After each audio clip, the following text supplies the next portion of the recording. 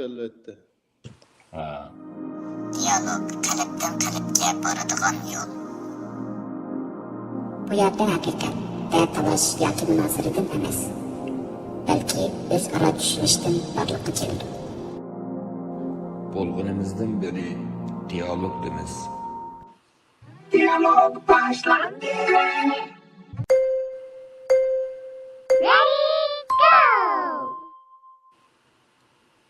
Assalamu alaykum hörmətli gözlükçülər, məlumat vaxtınızlar xeyirli olsun. Umarım bizden yeni çıxarğan videomuzdan xoş olğansızlar. Sel qızğarlıq. Pek peyzikir. Benzi oldu bu. Nereden nerede layligen köp rəhmət bir ekran aldığında onun bir rəhmətimizi bildirəyli.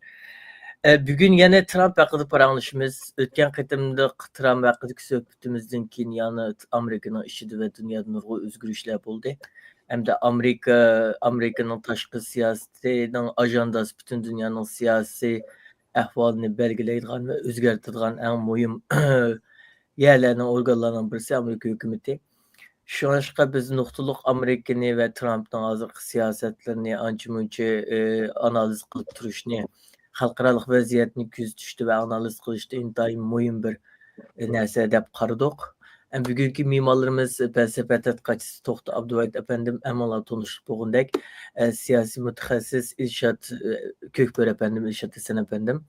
Anken hazır Qırğızstanda turvaqdan Danimarkalı antropolog Yusufcan Gunistanbek əmala hoş geldinler.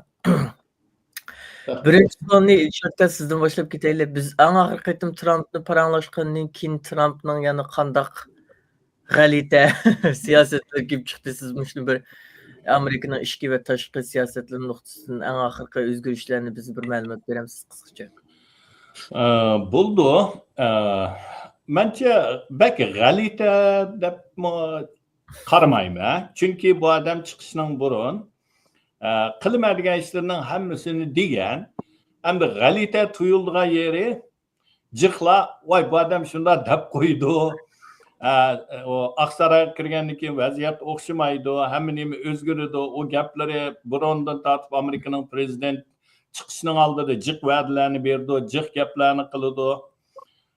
Ammo lekin Aqsaroyga kirgandan keyin uning ko'pinchisi shu saylamdi degan bo'yi chiqib qoldi deb o'ylaygan.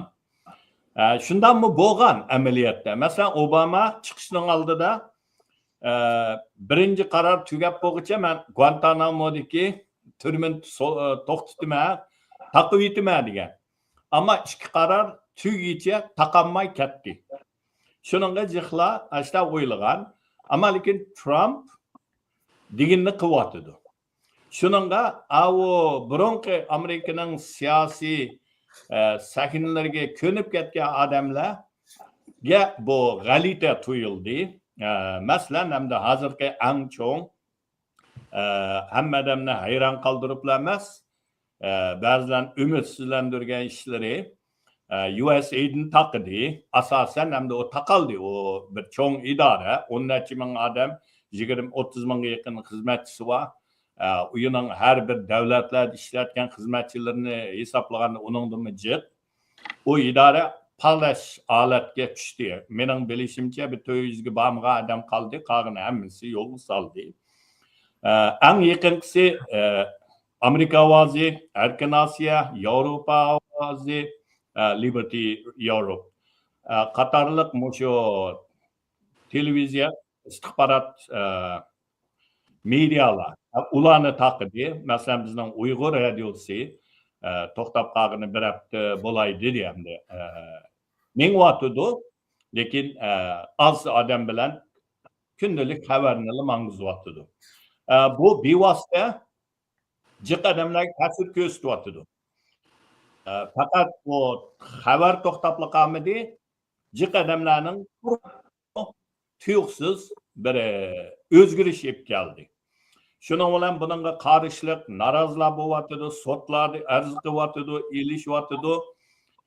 Bu faqat bir ikki organ bilan emas. Masalan, Amerikaning hozirgi hukumatga qaraydigan federal mayli Homeland Security, yana davlat bexatarlik idorasi, davlat mudofaa idorasi ministerligi Ondan keyin peshqadam jangchilar idorasi hammasida odamlarni qisqartdi. Shuning bilan bu yerda hamda g'alita tuyuldig'ini jiq Trumpga ovoz bergan peshqadam jangchilar, peshqadam vatanparvarlar bular hammasi xizmatsiz qoldi. Amerikada hamda ko'pincha odam oydan oyga maosh bilan yashaydi. Xizmatdan qoldingiz, uyning mortgajini qayerdan kelaman? Kundalik turmushga yoki planlagan sayohatga aeroplan biletini oldin ola 1 yil burun olib qo'ygan bo'lsa, hotel, yotoq, yo'ldagi xarajatni hamda shu vaqtda maoshni olib mangmaydi. Ammo hozir mangalamdi, mangamamdi. Bu hammasi bir savolga qoldi. Kriz bo'lyapti odamlarninki hayotida. Hamda iqtisodda Trump'ninki tamojna bor. Saylam vaqtida birdan-bir meningcha hamda men bakarak diqqat qildigan, balkim o'sha yerda hammamiz jiqaroq diqqat qildiganimiz Trump saylamda chiqaman Xitoyga 60% tamojna boj qo'yma degan tarif. Ammo hozirgacha Xitoyga 60% qo'ymadi. Lekin qo'shni davlatlarning, Yevropaliklarning hammasiga qo'yib bo'ldi. 60% ga bormagan bo'lsa-mu, undan to'g'riroq, ammo naytiji tamojna boj. Buning bilan iqtisodimi azroq kriz bo'lyapti. Jiqaroq jangi jidal bo'layotgan Amerikada tuxumning bahsi deydi. Endi men unga bak diqqat qilib ketmaydi ekanman. Burun Bidenning vaqti 5 so'mdan chiqqan to'q hozir 9 so'mga chiqdi deydi. Ammo mening o'tchiramda bak o'zgargandek emas. Uni ya men his qilolmadimmi? Ammo boshqa yerlarda xabarlarda shuni deyishyapti. Demak, iqtisodda mal bahsi tushmadi. Yana o'rlab mengyapti. Shuningga hamda xalqaro siyosatda masalan tunugunning yana Greenlandni yana olamiz. Hattoki tunugun bir Republikanchi media host sizga o'xshash iqtisodkam birisi bor, u dedi bizga bu strategiyalik kerak. O'z vaqtida Yaponga biz bomba tashlagan, ammo hozir bizning do'stimiz Greenlandni olamiz agar bizga zarur bo'lsa deb gap alayda bir odamni hayron qoldirgan so'zda Yaponiyaga bombani tashlagan, ammo do'stimiz demak yo'g'ini agar sen Greenland yoki Danmark anglamasang, o'ning davlatiga bizni ishlatimiz degandek bir taklifda bu. Bu bir televiziya dangli hostning og'zidan chiqishi meni hayron qoldirdi hamda bunday so'zlarning do'stlarga ishlatilishi ajoyib hamda. Ya Rossiya deb baxmidi, ya Xitoyga hozirgacha undaq biz masalan tashlaymiz degan gapni qilib baxmidi. Fransızlar dedi lekin. Do'stlarga ishlatyapti. Bu Trump o'zi demadi, ammo yeniliklarning davatgan. Yana birisi hozirgi eng cho'ng hamma odamni hayron qoldirayotgan signalda Xusiga qilingan hujumning muzakkir bo'lganligi, uningga bir muxbirning qanday kirib qolganligini uqolmayotganligi, hamda uqmaydi emas, menimcha biladi, signalga degan bir odam akirmasa, yana bir odamni masalan mashadiki to'xtay, o'ni nima akirmasa, mening signal guruhiga kiramaydi.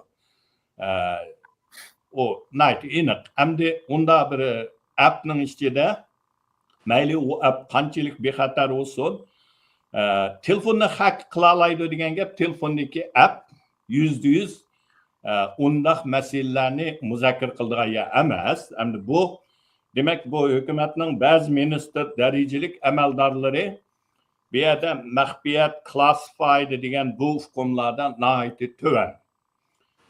Bu chaqchaq qildigan narsa emas. Bo'libmi bu urush planlari deyildigan, mayli uning qanchalik inchga bo'lmasimi bu chata. Bu birisi. Qag'ini shu jiq odamni hayron qoldirgan narsalar shu Ukraina bilan Rossiyaning orasidagi tinchlikni akilimiz deb bu yerda Ukrainaga besinbak bo'lyapti hukumatning. Bu jihatlarda endi haqiqatan men hayron endi.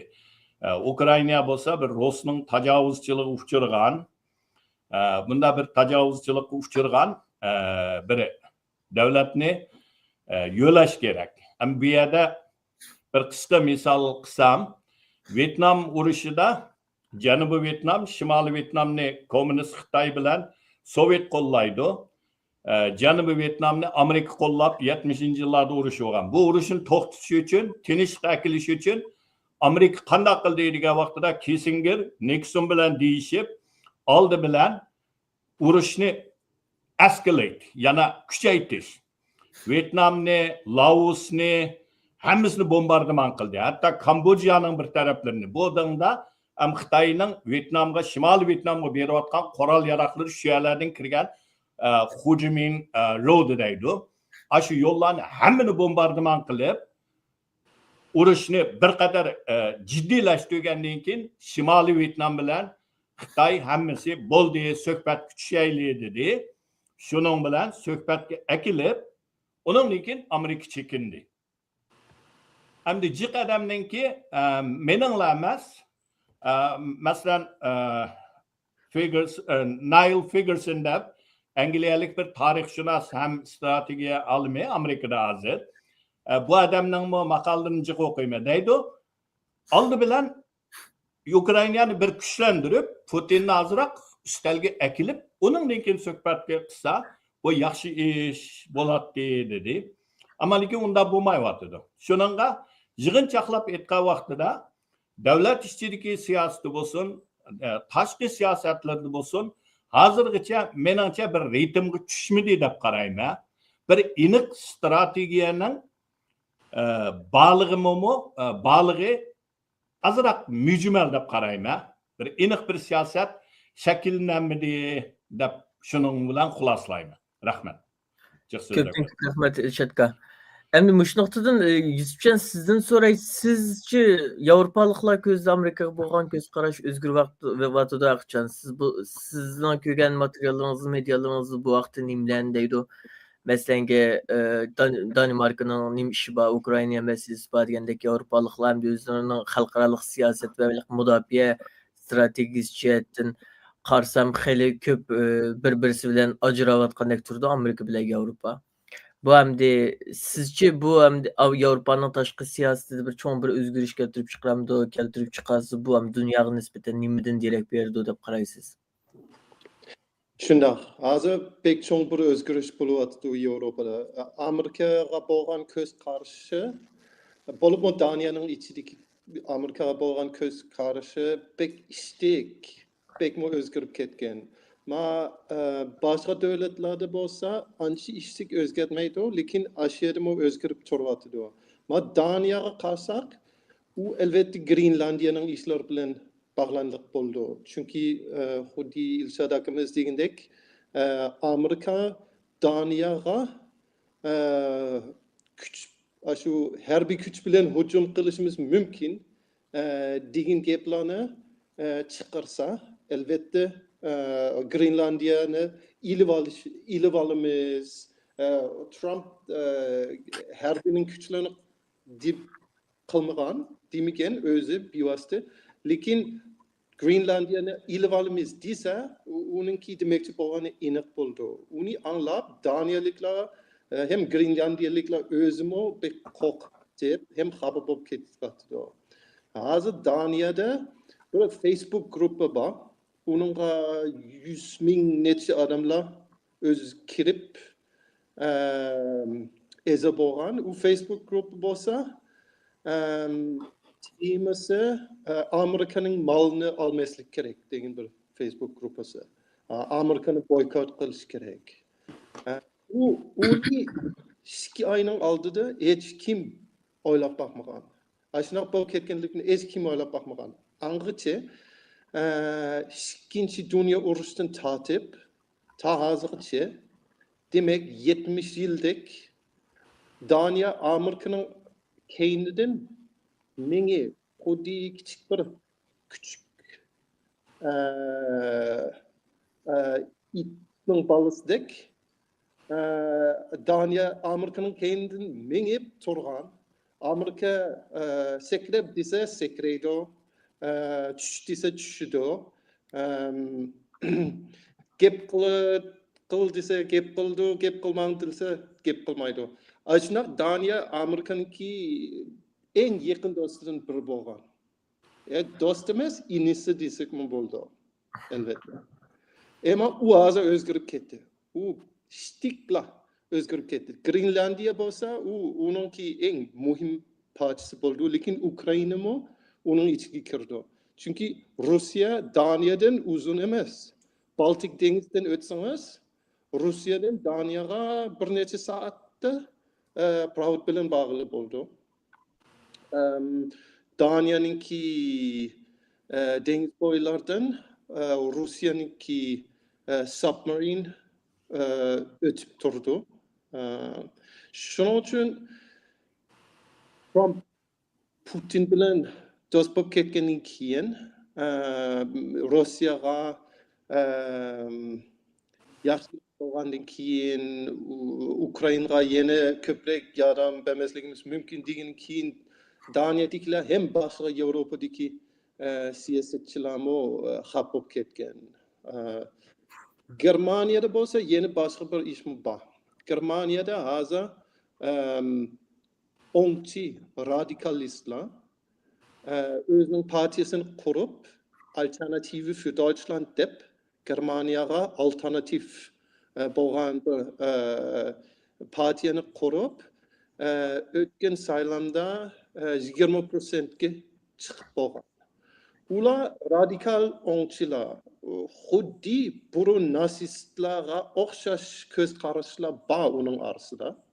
Shuning uchun boshqa Germaniyaninki partiyalar hergiz ular bilan birga hukumat qilmaymiz, birga hukm qilmaymiz deb turgan. Ularni saylagan 20% Germaniyaliklardan boshqa 80% ulardan qat'iy hem qo'rqaydi, hem ular nachar odamlar qaraydi. Lekin Elon Musk hozir Trumpninki saylanmagan bo'lsa-mu, Trumpninki hukumatning ichidagi balkim eng kuchli odam bo'lishi mumkin, Trump o'zidan boshqa. Baş vazir. Baş vazir. Musk hozir Alternative für Deutschland ADF'ga bek qo'llab ketgan. Ularninki bir faoliyatdami ekranda do'qlar so'zlab bergan degandek. Shuning uchun hem shu ishlar bilan hozir Yevropadagi Amerikaga ko'z qarash nacharlashib ketdi. O'zgarib ketyapti. Ba'zilar deydi, u qisqa Trump bilan bog'langan bir ish bo'ldi, keyin Amerika yana biz bilan birga bo'ldi, lekin ishonchisi asta-asta tushib ketyapti Yevropada. Hem ishonchisi hem Amerika bilan birga bo'lgan hissiyati. U albatta ikki davlatga bek yaxshi bo'ldi. Birisi Rossiya, yana birisi Xitoy. Chunki Amerika Yevropadan ketsa, Yevropa o'zini qo'llashi kerak.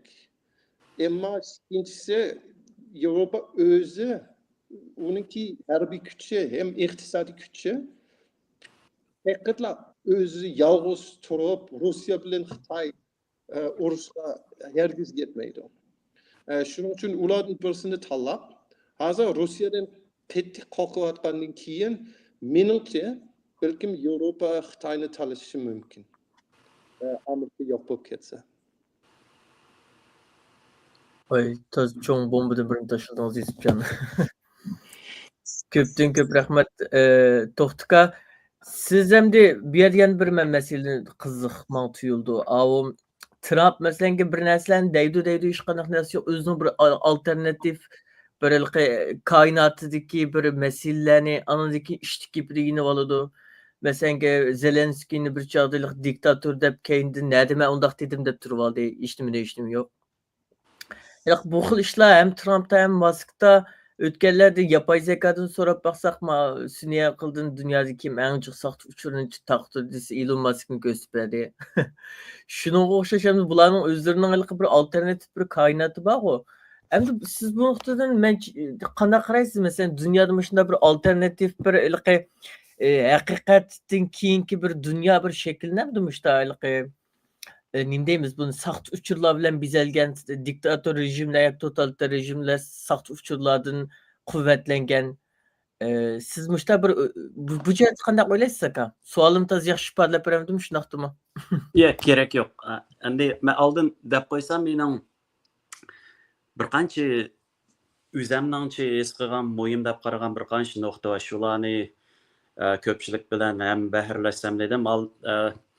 Ro'naymanki, ma Yevropa to'g'risida aytganlarni o'ylab, Kessingerning aytgan bir so'zi esimga kelib qoldi. Amerikaningki dushman bo'lish xatarlik, Amerikaningki do'st bo'lish ajallik deydi. Bu gapning ma'nosi xil cho'nqur. Endi meningcha mo'yim tuyulg'ini birsi shu Trumpizmning yoki Trumpningki o'ttirib chiqishning oldi orqa ko'rinishi. Andan uning Amerika davlat ichi va xalqaro vaziyat ko'rsatilgan ta'siri, andan uning Uyg'urlarga ko'rsatilgan ta'siri, orqadan Uyg'urlarning Trumpga bo'lgan oshiqligi, mush masalalar ustida az to'la o'ylaganlarim bor, shularni az to'la sharhlab o'tsam deyman. Ana bizda ko'pincha ahvolda bundaq bir gap bor. İctimai turmuşlarga nisbatan aytganda turmushningki qalbi yo'q deymiz. Turmushningki formulasi yoki belgilangan retipi, qonuniyati yo'q deymiz. Bu xil tushuncha butunlay xato. Endi ijtimoiy turmushning xuddi tabiatga o'xshash o'zining qonuniyati, rad tartibi, uning ostida rol o'ynaydigan har xil kuchlar bor. U qonuniyatchanlikka ega. Shuning turmush qalbiga ega, formulaga ega. U faqat bayqalishga ehtiyojli. Shu nuqtani aytganda, hozir yuz berayotgan har xil o'zgarishlar, odamlarni umidsizlantirayotgan, ansirash tushirayotgan, bu ishlarning hammasining orqada nurg'un xil o'zgarishlar bor. Endi mening o'zimning kuzatishi Trumpningki ikki qatamliq taxtga o'tirish jarayonidagi kuzatishimcha bu yerda bundaq 3 Trump bor, 3 xil Trump. Buning birisi Machiavelchi savdogar Trump, ikkinchi birisi millatchi Trump, uchinchisi realist Trump.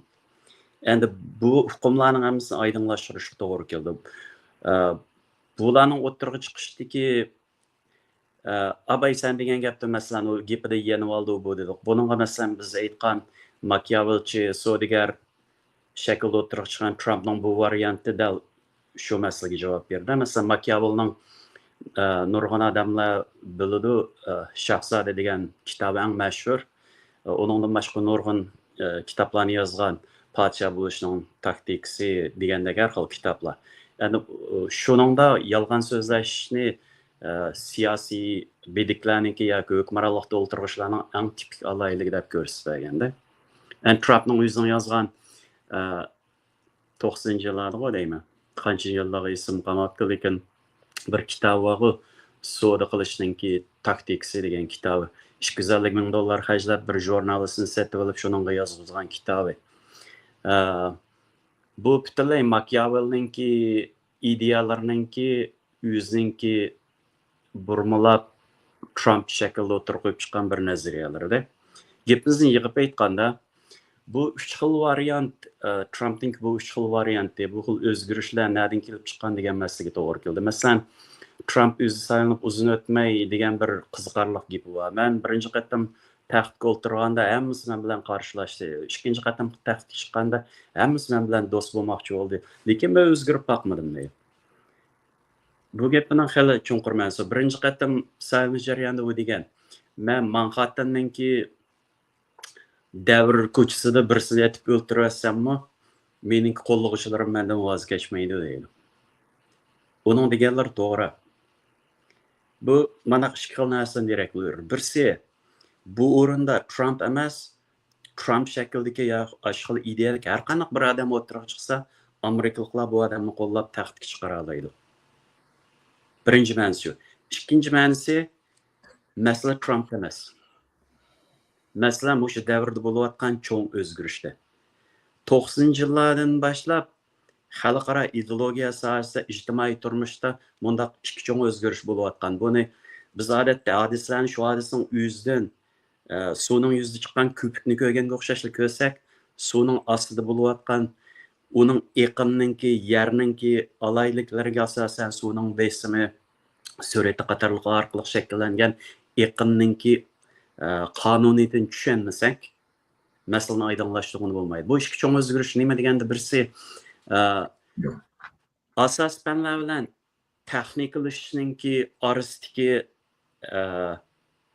tangpongliq yo'qolgan yoki bir-biriga moslashmay qolgan.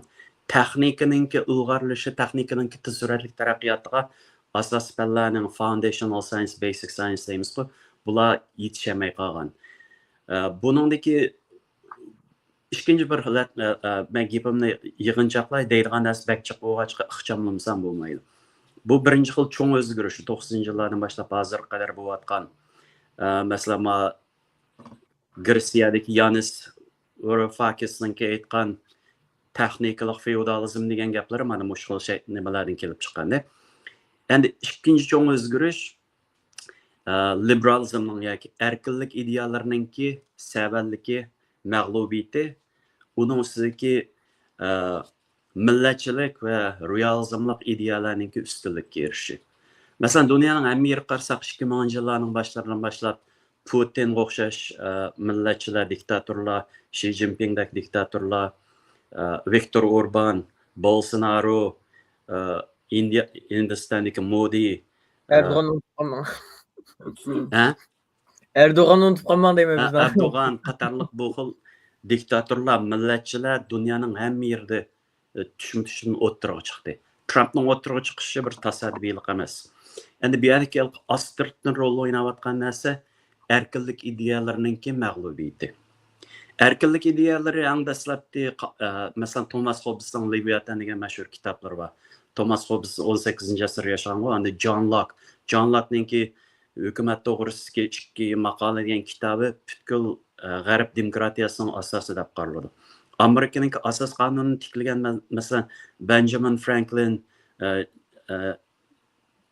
John Adams, James Madison, bu odamlarning, George Washington hammasi John Locke'ning Adam Smith qatorliq shu davrlardagi erkinlik ideyalarining targ'ibotchilarining Thomas Hobbesga o'xshash erkinlik ideyalarining targ'ibotchilarininki ta'siriga uchraganlar. Amerika hargizmi haqlar aytganda xristian dini yoki yahudi dinlari, xristian yahudi an'anasi asosida o'tirib qo'yilgan tuzib chiqqan davlat emas, balki shu erkinlik ideyalari asosida qo'rashtirilib chiqilgan bir yangi republik. Endi bu erkinlik ideyalari tagida kitobni aytganda nima deganda bundaq ikki prinsipni asos qildi. Birisi har bir yakka shaxs tabiiy huquqiga. Har qanday bir odamni mayli u qaysi jinsdagi, qaysi madaniyatdagi, qaysi xil badan shaklidagi va qaysi xil mayli disability bo'lgan odam bo'lamdi. Bularning hammasida haqlar, hukumat yoki kollektiv tortib olgani bo'lmaydigan tabiiy huquq bor. Yashash huquqi, so'z qilish huquqi, e'tiqod huquqi, guruhlarga o'yish huquqi, fikrlarni ifodalash huquqi qatorliqlar. Bu huquqni mayli qanday hokimiyat yoki osmon diktatorligi bo'lsin yoki zamin diktatorligi bo'lsin, bularning hech qanday tortib olishga bo'lmaydigan huquqlar. Ikkinchi bir prinsip erkinlik ideya liberalizmning ikkinchi bir prinsipi odamlar bosh prinsipga qo'shilolmaydi. Bu bosh prinsip nima deganda, bosh prinsip deganimiz qanday bir turmushning eng yaxshi turmush yo'li ekanligi, nimaning baxtli turmush ekanligiga dunyoda hech kim bir-biriga qo'shilmaydi. Hatto shu bir-biriga qo'shilmaslik tufaylidan masalan o'xshamagan dindikilar, o'xshamagan turmush yo'lidagi o'xshamagan madaniyat tiplaridagi odamlar, hatto bir oilaning ichida Trumpni er qo'llasa, ayol qo'llamay ajrashib ketganlarmi yo'q-ku, ko'z qarashining o'xshamasligi sababli. Fikrdagi mushkul ixtiloflar, qo'shila olmasliklar bosh prinsipga, birinchi prinsipga qo'shila olmaslik sababidan odamlar bir-birini o'ldirib etishni yanmaydi. Endi buni kengqulsaqlik tolerance deymiz. Orqali hal qilish mumkin, lekin bu yetarli emas. Shundoq bo'lg'achi Jean-Jacques Rousseau'ningki, Kant'ningki masalan keyingi Amerikadagi mashhur liberalizmlardan John Rawls deymiz, Robert Nozick deymiz. Bularning asos qilganlari nima deganda ijtimoiy kelishim nazariyasida kelishim orqali o'z yakka shaxs o'zidagi huquqni, tabiiy huquqni Leviatanga o'xshash atalmish bir hukumatga topshirib berdi. Endi bu xil topshirishninki bu qarmoqqa oddiy bo'lganidan amaliyotda buni butkul dunyoga ijtimoiy sohaga tatbiq qilsak, bu nimadan derak beradi deganda, birisi rule of law, qonun bilan boshqarish, tuzum bilan boshqarish.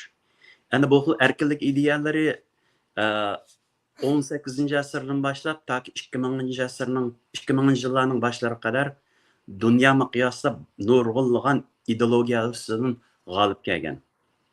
Masalan, podshohliklar ustidan g'olib keldi. Shunaqo nurg'un podshohliklar Britaniyaningki podshohliklari keyinchi nomdili va podshohliklar o'zgarib qoldi. Shunaqo keyingi mezgillarga masalan Napoleonningki keyin Parij inqilobi deymiz har xil. Eng zo'r g'alabasi nimadan bo'lgan deganda fashizmga qarshi yoki millatchilikningki uchiga chiqqan radikal shakli bo'lgan fashizmni mag'lub qildi. Ondan kommunizmni mag'lub qildi. Endi bu xil g'alaba erkinlik liberalizmchilarda bir xil o'z-o'zidan mag'rurlanishdek tuyg'uni shu zamonlarda shakllantirgan. Endi ikki qatimliq dunyo urushi, sovuq urushlar orqali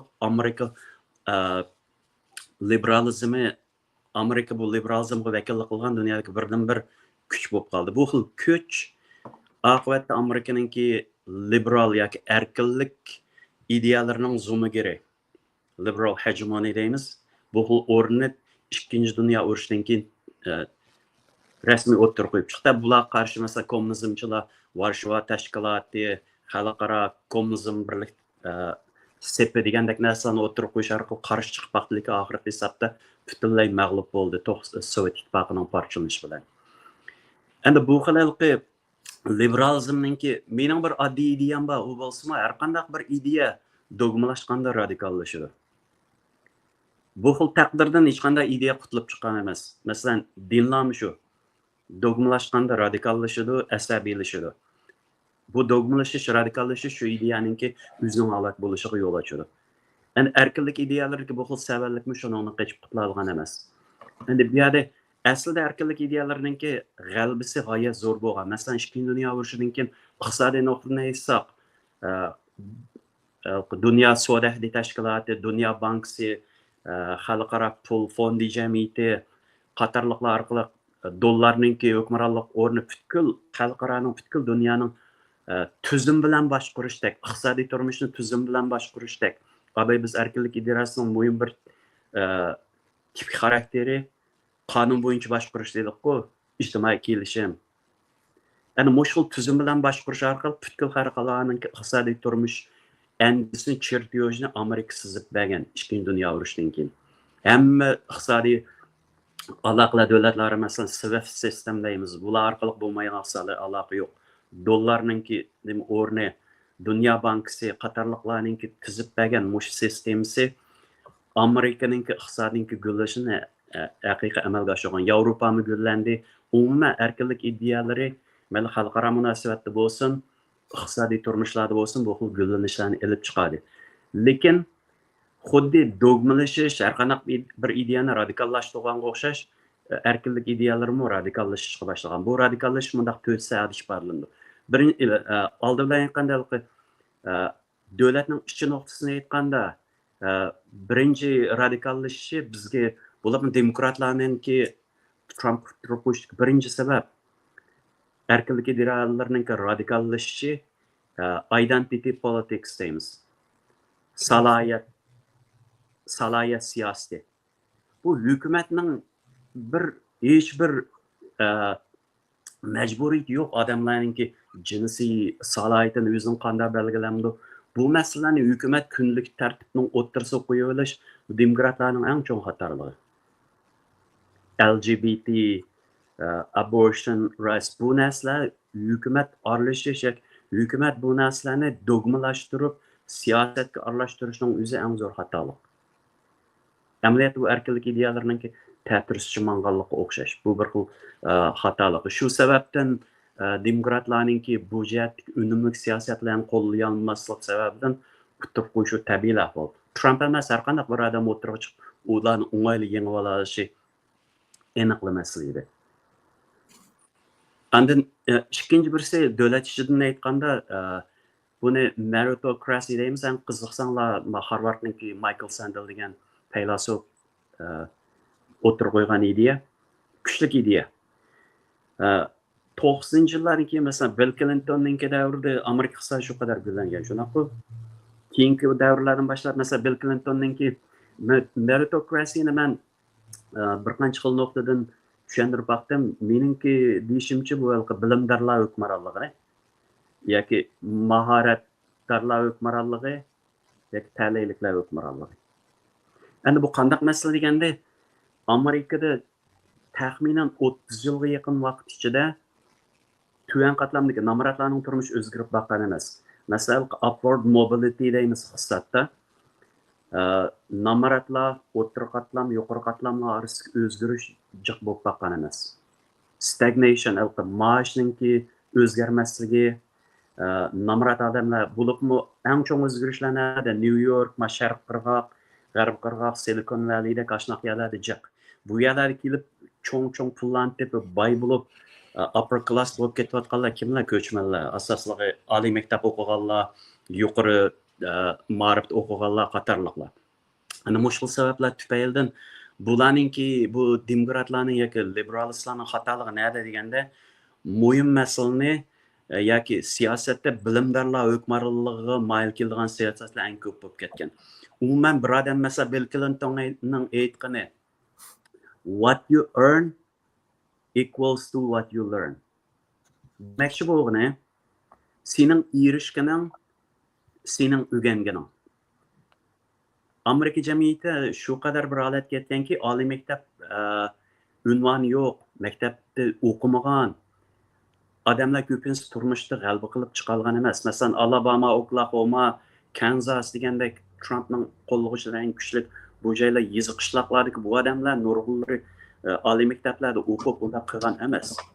Ham qilolmaydi. Chunki garchi demokratlarning degan bu barobar fursat degan bilan amaliyotda fursat barobar bo'lgan bilan odamlar barobar emasda. Odamlar tug'mi barobar emas. Bu dunyoda barobarlik degan bir xom xayolg'u. Bundaq ahvolda liberallarningki yolg'on promisni berib, yolg'on va'dalarni berib, namoratlikdan qutulolmagan degan amaliyot haqlar o'zgarishni olib kelgan odamga tayinadi. Trump yoki demokrat emas, yoki respublikachi emas. U hech qanday partiyaga tabe emas. Shuning uchun u bir yangilik. Shuning uchun haqlar uni qo'llaydi. Uning 20 bu qatimqi saylamda shu qadar yuqori belasan bilan o'tib chiqishi eng kuchli ovoz bilan bu xil liberalizmchi ideyalarning mag'lubiyatini ifodalab bergan. Hozirgi masalan respublikachilar qaraydigan bo'lsak, ular Bush davridagi John McCain vaqtidagi yoki Mitt Romney shaklidagi an'anaviy respublikachilar emas. Trumpni respublikachi deyish bir xil kulkili ish. U ayni vaqtda demokrat bo'lib saylam qatnashtirishgan u bir fursatparast qisqasi. Lekin buningga o'xshash fursatparastlarga yaratilgan mush fursat uning xatoligi emas, jamiyat bo'lgan mush tibki o'zgarishlar. Endi o'zgarishning 4-inchisiga, 3-inchisiga kelsak, bu masalan xalqaro tashqi munosabatlarni xususida aytganda liberalizmning dogmalashishi, radikallashishi Amerikadagi bir xil davlatni istilochi davlatga aylantirib qo'ygan. Masalan, Amerika 90-yillardan boshlab mangulik urush forever war deydi. Amerikaning butun iqtisodiy mablag'i milliardlagan pullar Afg'onistondagi urushga, Iroqdagi urushlarga, hamma yerda dunyo soqchisi bo'lib boshqa ishlarga ishlatib tugan. Bu nima sababdan, nima uchun bu Amerika hamma yerda yurib xalqning ishiga ko'ngil bo'lib, pullarni sarf qilib, bizdek taxpayerlarning pulini ishlatib bu yerlarga sarf qildi. Asosli liberalizmda. Liberalizm nima deydi? Esimizda bor. Birinchi prinsipi nima? Har qanday bir yakka odamning tortib olishga bo'lmaydigan haq huquqi bor. Yashash huquqi, erkinlik huquqi. Bu yakka odamlar millat ayirmaydi, chegara ayirmaydi. Misrdagi bir odamningki yakka huquqiningki daxl tarzga uchirishi Amerikaga o'xshash erkinlik zo'migirninki hal qilishga tegishli ishi bo'lib qoldi. Bu xil ahvolda qanday qilish kerak? Berib uni hal qilish kerak. Chunki u yakka odamning huquqi daxl tarzga uchrasa bo'lmaydi. Shuning uchun Amerikaning bu xil urushlari mangu oxirlashgan emas. Mayli u respublikachilar davrida bo'lsin, demokratlar davrida bo'lsin, bu urushlar mangu davomlashgan. Trump undaq emas. Trump bu xil urushlarga butunlay qarshi. Shundaq bo'lgach bu Ukraina masalasini ila ayrim tahlil qilamiz. Shundaq bo'lgach bu xalqarodan barliq xalqaroga o'zi mablag' soldigan narsaning hammasini cancel qildi. NATO butunlay gumron bo'lish ehtimolligi yo'q emas Trumpning Trump hukmronligi ostida.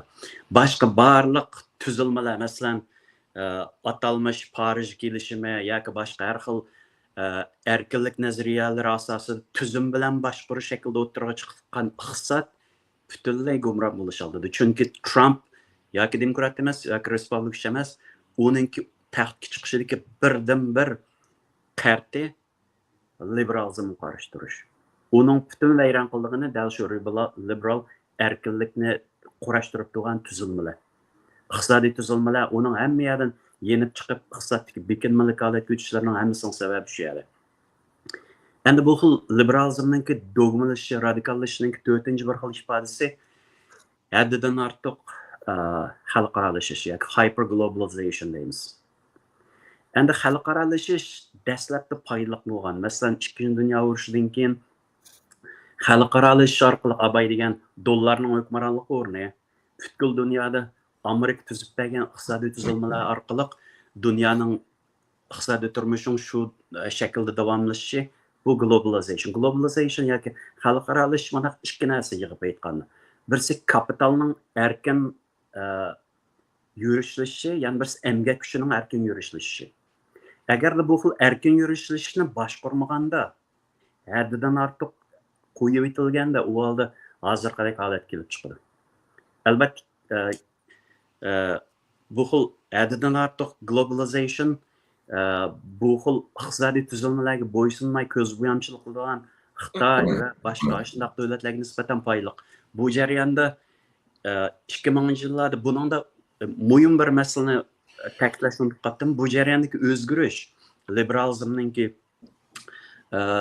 mag'lubiyati jarayonida bo'lgan yana bir o'zgarish dunyo garchi 2-Dunyo urushidan keyin dunyo birdan-bir ko'ch Amerika bo'lgan bo'lsa-mu, fashizmni, kommunizmni mag'lub qilgandan keyin 2008-yillardan keyin 2006-yillardan keyin Xitoy ko'tarilib chiqdi.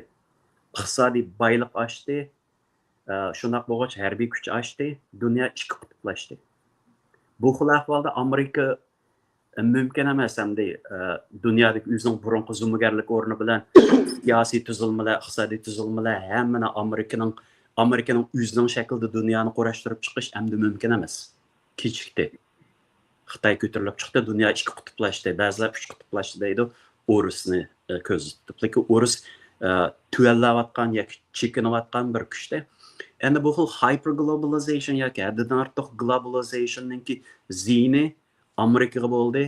Xitoydagi iqtisodiy yuchuqlardan foydalanib, o'zining pulining tannarxini tuvallatib, texnikalarni o'g'irlab, cheap narsalarni, azam baliq narsalarni ishlab chiqargan davlatlarga nisbatan g'oyat zo'r foydali bo'ldi. Shundoq bo'lgachqa bu xil haddidan ortiq globalization xalqaralashishning ziyni Amerikaga, Yevropa, G'arb madaniyatiga intayin cho'ng bo'ldi.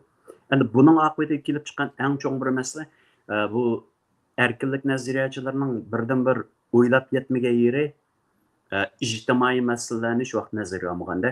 Bu nima deganda, masalan, urush va har xil hodisalar tufayli kelib chiqqan ko'chmanlar masalasi. Hyperglobalizationning bevosita iqtisodiy jihatdagi ta'siri dal mushkul ko'chmanlar masalasi amaliyotda Yevropadagi eng cho'ng bashag'riq Amerikada shu. Masalan, Trump ma'lum qilgan Samuel Huntingtonninki bu 60-yillarda Pennsylvania universitetida o'qiganda bu mazgillarda xalqaro munosabatda ta'sir kuchli bo'lganlar realizmlik nazariyalarda Samuel Huntington uningki madaniyatlarning to'qinishi degan kitobi mashhur. Uningdan sirida u yana bir kitobni yozgan, ya'ni ismini hozir esim kelmay qoldi. Umuman Bu kitobida Amerikanınki tashqi siyosat to'g'riliq bir kitobda. Buningda musulmonlar bilan Meksikaliklarni Amerika ko'chman siyosatininki, Amerika siyosatininki eng chong dushmani deb o'tirib qo'ygan.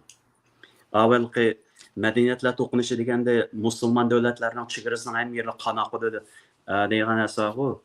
Trumpning eng uch ko'rilganlari shu musulmon davlatlar-ku. Bu xil ideyalar dal mush Samuel Huntingtonninki shu vaqtdagi nazariyalariniki bunga ko'rsatgan ta'sirlari. Bu hozirgi tanishayotdi-ku. Endi hozir hyperglobalization masalasida bu immigration deymiz. Amerikanınki bu xil erkinlik ideyalariniki Trumpga o'xshash bu xil millatchi yoki realizmchilarning nazarida Amerikani vayron qilayotgan, Amerikani chekindirayotgan masala erkinlik nazariyalari. Shundoq bo'lgach, erkinlik nazariyalari necha 100 yil kurashtirib chiqqan iqtisodiy turmushni tuzum bilan boshqarish, ijtimoiy turmushni qonun bilan boshqarish shaklidagi barliq tuzilmalar, institution, sistemalarning hammasi bir-birlab vayron qilish bularninki kun tartibida. Amerika asos qonunininki cho'ng o'zgartirib etilish ehtimolligi bor. Buningki asosiy sabab bu xillaligi Trumpning kun tartibini amalga oshirish uchun uning deydig'ini Amerika davlatning ichida davlat bor deydi, deep state deydi. Bu xil deep state'ni o'zgartirish uchun qonunni o'zgartirish kerakda. Shunga hozir nurg'un ahvollarda biz sud bilan bu Amerikadagi uch huquqni ayirib turgan davlat bu asos davlatning fabrikasi shu. Mushu ma'muriyat bilan qonun tikligich o'rin orasida to'qinish hozir avjiga chiqyapti. Endi kelgusi yuzlanishda agarda bu nima uchun ayni vaqtda o'zininki Michael Pompeo yoki Jeff Sessions ya John Kelly degandek shunaqa birinchi qatimliq hokimiyatdagi vaqtlardagi bu neokon yoki yangi konservativlarni qaytishganmidi? Ular buni tizginlab turgan. Hozir ikkinchi qatim taqdid chiqqanda asosan o'zining gapini bir og'iz jiranmaydigan odamlarning hammasi atrofida. Burungi vaqtlarda masalan Stalinning davrida agar kim chavak chelishni baldu to'xtatib qo'ysa, shu yo'qolib ketadi ekan. Hozir Amerikada har qanday bir republikanchi Trumpga qarshi bir og'iz gap qo'ysa, uning siyosiy hayoti tugaydi. Endi bu holat intan ichinish holat, lekin buni Trumpning ko'rgani bo'lmaydi. Endi u yaxshi qilgan ishlari yo'q. Masalan, chiqib urushni to'xtatdi Gazadagi qirg'inchilikni. Ya to'xtatdi, ammo hozir yeni boshlandi. Hozir yeni burunkidan eg'ir bo'lgan. Hozir bu shundoq, lekin demakchi bo'lganim ba'zi gaplarni shu vaqtning o'zida amalga oshirdi. Ba'zilar ayni vaqt Obamaga bir tuzuk qilmagan ishlarga Nobel mukofoti bergan, asli Trump ba'zi bo'ladi shu vaqtda bo'layotgan nurg'un qirg'inchiliklarni bir mezgil bo'lsin to'xtatdi-da. Endi buning hozir ko'zlayotgani Ukrainani NATOdan yenib chiqish, Ukrainaning masalasini Yevropaga topshirib berish degandek bu ishlar boshqa masalalar. Endi yig'ib aytganda gapim bak uzrab ketdi. Bu xil mushkul 4 xil mag'lubiyat erkinlik ideyalarininki bu xil mag'lubiyati amaliyotda Trump o'xshash bir xil ideyaning millatchi, realizmchi ideyalarning Amerikaga o'tirg'i chiqishni keltirib chiqargan. Endi abayqi Machiavelli so'digar millatchi andan realizmchi bu masalani yana fursat bo'lsa men tushuntirib o'tay. Gapim bak uzrab ketdi. Qisqasi biz masalaning yuzaki yo'sinda yuz berayotgan ishning o'zini tahlil qilsak, bu masalani tushuntirib bo'lmaymiz. Bu yerdagi bu 30-40 yilga yaqin ostdan ovoz chiqarmay bo'layotgan bu o'zgarishlar Trumpningki tutib chiqishi bilan yuqori o'rlab chiqdi. Shundoq bo'lg'achqa bu o'zgarishlardan ajablanishninki menimcha cho'ng o'rni yo'q. Uyg'urlarga bo'lgan nemisini tugatmadingiz. Anglayman. Uni ikkinchi qatim so'raylik. Uyg'urlarninki oshiq bo'lishining sababini tugatyapsan. Men bak qiziqdim.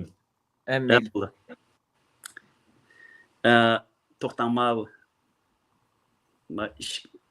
ishga ishilib ketmay gap yutib keladi.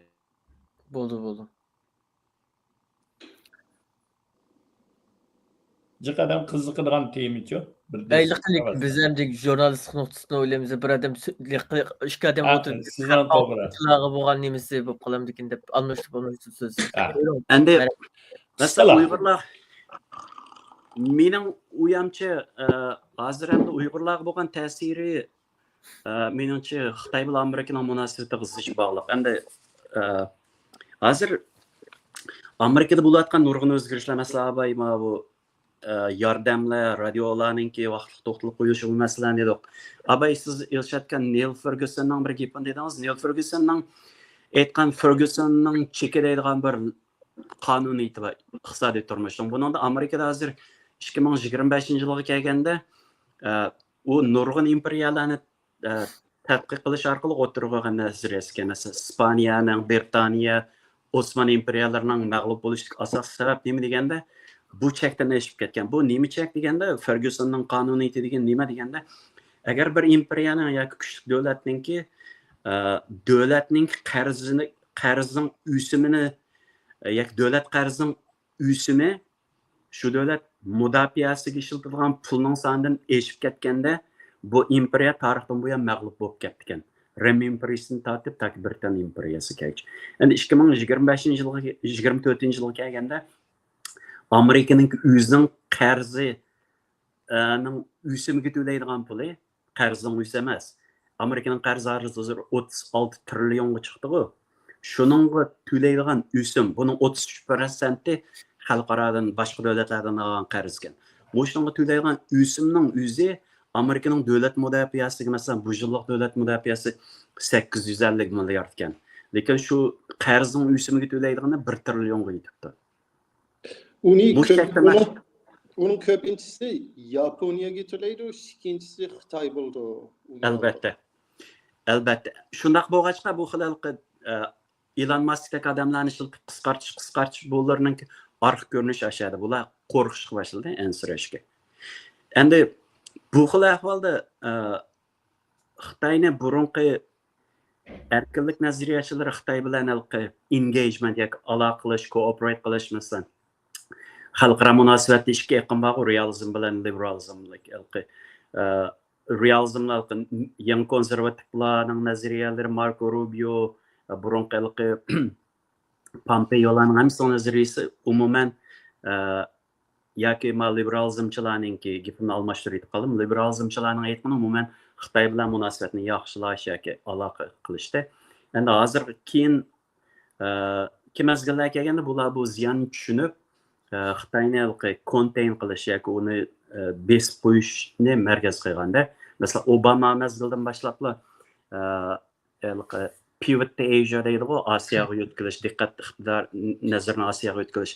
Lekin u xalqaro urushlar sababidan yo'tkilib bo'lmagan. Endi hozir qarmoqqa shundoq bo'lgan bilan amaliyotda nurg'un jihatdan aytganda Xitoyning kuchayib ketishini to'xtatib qilish mumkin emas. Ma'lum ma'noda aytganda kechikkan. Shunga agarda realizm Trump o'tirib, agarda millatchi Trump o'tirib chiqsa, u holda bu xilaliqi milliy huquq yoki fashizmlik yo'lga menib ketalishi mumkin emas. Hozir davr shu qadar o'zgarib ketdi. Millatchilik imperialist yo'lga mangsa, u holda bu to'qinish cho'qim bo'lib kelgusi urush bo'lishi ehtimoli. Realizmchi yo'lga mangsa, u holda urush bo'lishi ehtimoli yo'qlar. Realizmning deyilgan nima deganda asosan kuchlarning barobarligida.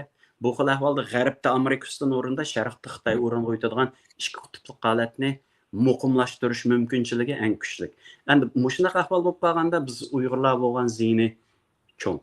Endi hozir nurg'un ahvollarda masalan Isroiliyaning lobbichiligi deymiz. Amerikada har qanday bir siyosiyonni Yahudiga qarshi deb qo'ysa, uning siyosiy hayoti oxirlashadi-ku. Bir mezgillarda Xitoylar tirishib Isroiliya lobbichiligiga o'xshash holatga o'tmoqchi bo'lgan Kungzishuyanlari, Wall Street'dagi ta'sirlari qilmoqchi bo'lgan, lekin u amalga oshmadi. Agar amalga eshib qolgan bo'lsa, biz Uyg'urlar Amerika turib Xitoy desak, hozirgi o'quvchilar balo qolgandek bizning balo qilgan ahvol shakllangan bo'ladi. Ta'limimizga undaq bo'lmadi. Meningki demoqchi bo'lganim bu munosabatlardan azliq qoldi. Bir minutla oxirlashtiray gapimni. Endi men Uyg'urlarga bo'lgan ta'siri intayin yaxshi emas. Bu xilaliqi realizmlik noktadan millatchilik noktasini aytganda biz nurg'un Uyg'urlar Amerikaga yoki Yevropaga chiqish asosan kishilik huquq, erkinlik, millatimizning o'z taqdirini o'zi belgilashdek huquqlari uchun qechib chiqqan sarson sargardon bo'lyapmiz. Endi bu erkinlik ideyalari vayron bo'lganda, bu tuzilmalar vayron bo'lganda millatchilik, bekinmachilikdek va Xitoydek masalan Trump eng yaxshi ko'rdi Putin, Xi Jinping, Viktor Orban, Erdo'g'an degandek kuchli odamlar. Ham biz Uyg'urlardimi qiziqarli. Xuddi diktatorda yashagan odamlarning hammasi o'rtaq ish o'xshaydi. Diktatorda yashagan odamlarning hammasi kuchli odamlarni bek yaxshi ko'rdi ekanmiz. Bizda Trumpga bo'lgan oshiqlik intayin ajablanarli. Hammasi shunda yaxshi ko'rdi. O'zi diktatorda yashagan, izilish kuchirgan, lekin azguchal o'g'chisiga amroq degandek biz o'zimizningki diktatorchilikga amroq bo'lganmiz. Ehtimol bu bizdagi bir xil animizmlik tushunchalardan Freudning nazariyasi bo'yicha aytgandek tushunchalardan shakllangan bir qutqazg'ichi bo'lgan umid, orzu. Masalan biz hatto o'zimizni Dalay Lamaga o'xshash bir diniy doiralar chiqsa deymiz, lekin bizga ular kerak emas. Shunday qo'y avloddan avlod oila huquqi varis qiladigan feodallik tuzum bizga kerak emas. Biz kelgusiga yangilikqa, demokratiyaga yo'zilishimiz kerak. Endi bu yerdagi birsi bizdagi shu xilqi qutqazg'ichi bo'lgan intilish, ikkinchi birsi az turkum kishilarningki Trumpningki Machiavellianchi aldamchilik, hiylagarliklarga olinib ketishi, uchinchi birisi bir turkum Uyg'urlarningki az to'liq bajni demokratga ortiq to'lashni xohlamaganligidan yaxshi ko'rishimiz qatorliqlar orqali tushundim endi. Kechiringlar, gapim uzrab ketdi. Shundaqdimi demoqchi bo'lgan ba'zi muhim gaplarni deyaldim deb o'ylayman. Ko'p rahmat To'xtika, yaxshi so'zlab berdingiz. Obdamda bizning odamlar shu yilqi jo'zg'i mushtini birini qo'ysa, haqlar lag'ildab titrab qarab o'tasi shundan liderni yaxshi ko'rish. Shu sharqda, shimoliy Yevropalarda nima bu xil liderlar kuchli emas, konsensus qura oladigan liderlar kuchli nimada totalitar rejimlarda shunday xarakter kuchli liderlarni yaxshi ko'rgan. Endi sizga kelay Ilshadka, siz To'xtikamning degan gaplarga qarata o'zingizning fikrlaringizni deb bersangiz, anandikin ya'ni Amerikaning ichki vaziyati qarasak, bu bo'yicha mangsa siz Amerikani hamda dunyo hozir Xitoyning hegemoniyasidan qo'rqib yuradigandan, Amerikaning hegemoniyasidan qo'rqadigan, Amerikaning hokimiyatligidan qo'rqadigan bir ahvol qilib ketayotganini his qilmaysiz. Amerika bir Xitoy bo'lib qolamdi? To'xti shunda yaxshi so'zlab bo'lgandan keyin yana gap qilish ozroq ortiq tuyulgandek bo'ldi. Haqiqatan nayt yaxshi analiz qildi. Men 100% qoyil To'xtining analiziga. Men ashta o'ylatdim, ammo To'xtidek bunday yakunlash balki mening qobiliyatim yetmabdi. Shunday yaxshi bo'ldi. Endi Amerika shaxsan mening ko'z qarashim hamdi To'xtiningki 3 xilni dedi, Machiavellichi, millatchi, realizm dedi. Mencha millatchi tarafga qarab mengyotdi deb qarayman. Shuning uchun endi masalanga buningda bir tipik misoli Pentagonda Colin Powell demdi. Aşularning hammasini rasmlarini yutibdi. Hattoki Iwo Jima urushida Ikkinchi dunyo urushida bayroqni tiklatganlarning ichida birisi Native American ekan. Uning rasmini ivatgan gap. Bu yerda qip-qag'ar rasmlar kimlarning degan vaqtida bu gap deyish azroq oqlani. Boshqa oq bo'lmagan rangliklarning hammasining rasmlarini ivatdi. Buni hamda nim qildi. Ammo lekin bu qilishi ochiqla abay To'xti degan millatchiligiga qarab mengyotdi. Bu yerda men bir Uyg'urni bir tilim qilib o'tishni to'g'ri ko'rdim. Men 2019-yil Tayvanga borgan vaqtimda peshqadam nima tumanti Abdullah tuman apandim rahmatli ko'p ketdi. Neçinin aldıda. Abdullah Tümen Efendimni yo'qlab uyiga bordim. Borgan vaqtimda nayt kelishgan egiz odamga birinchi qitim ko'rishdim. Oturup şu vaqtida bana degandi. Elşat efendim, Uyg'urlar nayiti hoşşar bo'lishinglar kerak. Bo'libmi sizlar hozir mushu da'vo qilyapsizlar. Trump aşağıdan Tayvan turib bana shuni dedi. Trump axloq uchun foydaliq, ama boshqalar uchun men uningdan nemini ko'rolmayman. Trump bir millatchi Amerika lideri degandi. Bu masalan va to'xti bugun nayiti sistemlik shariylab berdi. Shuningga hozirgi davlat ichidagi Trumpning siyosati millatchilikka qarab mengyotidi. Shuni mengyotidi hamda qonun bilan idora qilish bu Amerikaningki g'arb mushu sistemlarninki biri turki deymiz hamda jamiyat kelishim dedi. Evet, to'xtamni tushundim. Ama hozir qonunmi masalan ICE'ninki ko'chalardan ba'zi o'quvchilarni tutib ketishi, ulardan apiriblar bir lagerlarga kirgizib, bu endi qonundan xeyli jiroqlab mengyotidi. Agar bu bunda Allah to'siyolmasa qonun, bu oxirgi kelgan vaqtida balkim bir og'iz gapimizdan bizga ham kelib qolishi mumkin. Bu hammamizni cho'chitadigan bir xil taraqqiyot. Men to'xtaga o'xshash qo'shilaman. Amerika fashizmga hozir mangolmaydi, ammo millatchilik avjilish ehtimoli nihoyat cho'ng. Shuningga hamda davlat ichidan qaragan vaqtida Trumpning bu siyosati hamda biz Uyg'urlarni qilsak, menmi to'xtaninkiga tamoman qo'shilaman. Men nihoyat hayron Uyg'urlarninki bir xil oshiqlik bo'lishiga men hamda o'yladim, balkim to'xta bilan o'xshash chiqdi. Bizda shunda bir shaxsiga cho'qinadigan zo'ravonlarga, kuchliklarga, hattoki azroq Xitoyninki yeli mikrini madiylaydigan, masalanda Xitoylarda Sanshliuji deydi, u bularni hamda masalan bir Uyg'ur mangmi degan, voy biz hammani o'rganishimiz lozim Xitoyning Sanshliuji deb. Shu vaqtda men chaqchaqib so'ragan merincisini, masalan güzel yelisini o'rganamdik biz Uyg'urlar. Agar xotiningni solab qizingni opirib desa qilamsa, bizga u baxmaydi. Har bir millatning o'zining madaniyati bor degandim. Masalanda shunda narsalarga shundaq Machiavelli'dek yolg'on gaplarni qildigan odamlarga amroqlik, bu haqiqatan ularni kuchli ko'rish hammamizni hayron qoldiryapti. Hatto Amerikaliklar shu tarafga qarab mengyapti. Masalan, abay siz bir savol so'rdingiz, reallik hozirgi. Men hozir o'zimni ba'zida qaymoqib qoldim.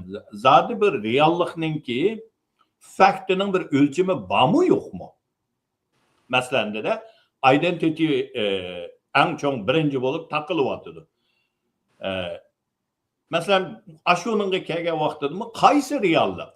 Masalan, men hozir har kishi hozirgacha men agar ertabi tushimda uyg'onib qopib men ayol bo'ldim deb bir ko'ylakni chiqsam, realmi shu? Men ayolmi yoki men ermi? Bu yerda men burun faqat demokratlarla nima, Republikan tarafli yog'a aytyapti deb o'yladim. Ammo endi hozir menimcha to'xtagan yaxshi. Trumpchilar desak yaxshiroq Republikan degandim.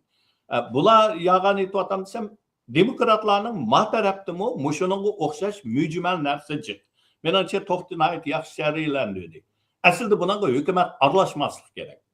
Shaxsiy men ayol kishi deb qo'psam, bu mening uyimda qolsa, o'zim desam, agar sizlar qabul qilsanglar sizlar bilan bo'lsa, ammo hukumat uningga qo'pib, Elshad bugun ayol kishi bo'ldim dedi, buning ID'sini o'zgartib ayol qilamiz, nikoh qilib, to'y qilib beramiz. Menimcha bu ish ketganlik deb qaradim. Chunki bu yerda reallikqa nihoyat jiroqlab ketar ekan. Menimcha mushu narsalarda Amerika hozir bir xil yanilishi qalaymiqanchilikda mengyotidi. Shuning mening deganim, Trumpning hozirgacha davlat ichidagi siyosati degani bo'yicha mengyotidi, ammo xalqaroninkida undaq bir aniq siyosat shakllanib bo'lanmidi deyman. Abay G'oni dedi, Yevropa Amerika jiroqlashyapti. Buning yana birisi tunogin bir xabarda ko'rdim. Amerika Rossiyaga bo'lgan jazoni masalan hammani evitib, uningki Swift sistemga qayta akraylaydigan taklifni qo'yibdi. Lekin Yevropa buni rad qilibdi. Ya, Ukrainadan chiqib ketmaguncha bu sistemga kirishga Rus bo'lmaydi deb rad qildi. Bu demak Amerika bilan Yevropaning siyosatida cho'ng o'zgarish bo'lyapti. Bu do'stlik abay G'onining gapi bo'yicha aytganda Yevropa bugun aka degan bo'lsa Amerikani hozir yo'q, akam emassan, akıllıqdan uzang voz kechdin. Shuning uchun biz bo'lmaymiz degan mo'shu yo'lga qarab mangdi. Hamda buni yana Uyg'urga bog'lab mangsam, meningcha bizga foydasidan ziyni chiq. Men saylamdan oldirilgan Uyg'urga bu 4 yil müşkül bo'ldi. Radio asli keldi. Erkenasi ovoz balkim bir hafta 2 haftadan keyin asli keldi. Ammo bir taqalgandan keyin o asli kelgandimi, azroq daz ketgan yeri yana saqlanib qoldi. Uning bilan jiq odamlarga ta'sir ko'rsatdi. Balkim ba'zilar boshqa yerdan xizmat topsam bo'ldiga o'xshaydi. Bu yana bir kuni bigi hozir badi sotning buyrug'i bilan bu pulni berishi mumkin. Ammo lekin 9-oyda Kongressdan yana bir budjet o'tkazish kerak. Agar shu vaqtda Kongress bu budjetning yarmini kesib deb yoki 3dan 2ni kesib 3dan 1ni bersa, Moşu organlarının hammasi adam qisqartishga yan yüzlündü. 4 yıl var bu yerda, 4 yıl. Şunun için menimcha bizga qish Uyg'urlar uchun bu 4 yıl. Şunun bilan xulosalay. Rahmat. Ko'p rahmat Ilshodga.